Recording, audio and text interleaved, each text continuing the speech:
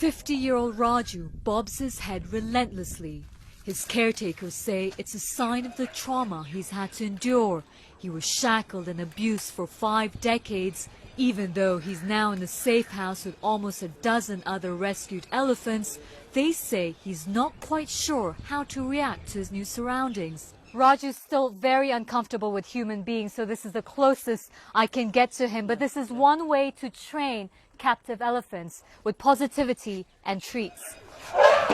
Rescuers say he was poached and sold on and may have had up to 27 owners, forced to work as a begging prop, sometimes rented out for Indian weddings.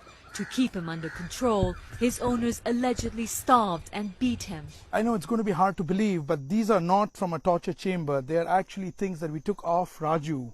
Each one of these spears that you see here were actually used constantly every single day to actually spear him when he wouldn't listen. And these spikes, he's worn them for the last 50 years of his life. After investigating Raju's case for more than a year, Kartik Satyanarayan and his team from Wildlife SOS rescued Raju last week.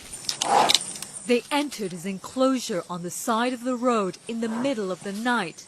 Images of what happened next have gone viral. He had these huge gushes of liquid coming out of his eyes and just pouring down on either side of his cheek. Raju? The rescue operation took 8 hours.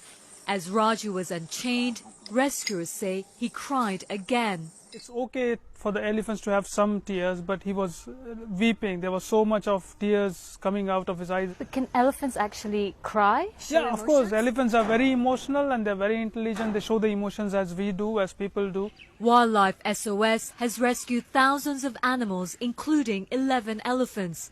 Those who've been rehabilitated walk around freely. Some 3,000 elephants remain in captivity, though, in India alone. In a country where millions still live in impoverished circumstances, animals, for the most part, have yet to become a priority. I think the biggest challenge is the mindset of the people who deal with captive elephants here.